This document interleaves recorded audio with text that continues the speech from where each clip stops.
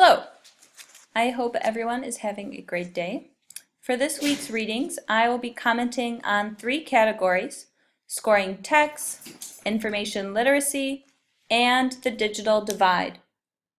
Every fall, faculty meetings seem to introduce new drudgery. This labor is focused on introducing best practices for Troy High's staff. The best practices in question, however, seem only to support how students can score well on standardized assessments. Smarter Balance is a new assessment taken on the computer.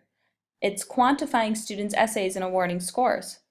Similar to the tool Diction, which can score text on their certainty, activity, optimism, realism, and commonality, Smarter Balance seeks to achieve an equitable way to quickly assign a value to a sample of writing. Limitations to this method of scoring exist. For Smarter Balance, there is no consideration of rhetorical style. I am in full support of these scoring tools to be used for value in the classroom, but when they are given the power to assign a grade, it strips the author of his or her humanity. Having a computer attribute value to a piece of writing places more emphasis on a culture obsessed with the pleasure of speed and results than a culture of listening and close observation. On the other hand, a computer quantifying essays eliminates certain biases the scorer may have. Unfortunately, a student's numerical test results have become a topic of obsession among parents, administrators, and teachers, which only perpetuates our culture's world of expedient results. When applications such as Diction or Smarter Balance are used for testing, students are not learning how to be adept digital natives, they are just being tested on old skills in new ways, when these new ways should foster new skills. In our 21st century culture, technology is pervasive. Unfortunately, technology literate users are not. According to a finding of the Higher Education in a Web 2.0 World Report, there is a significant and growing deficiency in students' information literacies, including searching, retrieving, critically evaluating information from a range of appropriate sources, and also attributing it. The ability to click any link with ease has created blind researchers. From personal experience, my students will attempt to find information as quickly as possible. This means clicking on the first search items that appear. I can't help but wonder, however, if this is not new.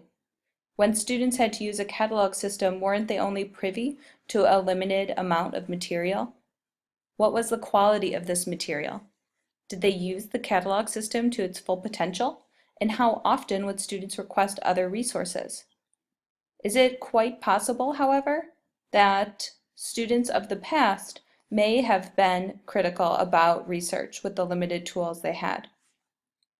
Clearly, the students of today need to take advantage of the diverse pools of information at their fingertips. Google Scholar may have tried to help with this issue.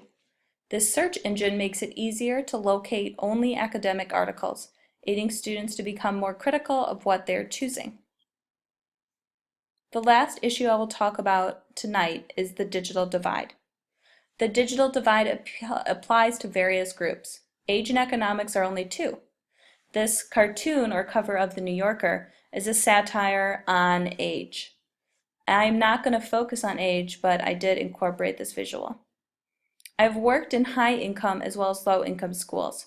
Students associated with both socioeconomic levels struggle with the use of technology.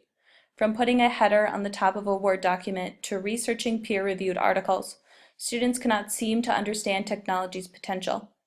According to Mahoney and Piazzo, the so-called digital divide has not been entirely overcome and persists in several dimensions: in access to and engagement with technology, an understanding of the capability of the technology, and an individual competence. How do we close the digital divide? And even if we do, could anything else be impeding students' adaptability? I do think we live in a culture where the main pleasure is speed. The ability to control this pleasure was first introduced with the invention of the car. American citizens could control the pace of their lives. Similarly, the invention of the internet and the capability to constantly refresh a feed or a Twitter page offers users the ability to see life rapidly occurring in real time. This may distract from the value of having a critical eye. When students are forced to slow down and search for an article, it isn't as easy as refreshing a newsfeed or reading the first Twitter posts that pop up on the screen. That concludes my talk for tonight, and I hope everyone has a great rest of the day.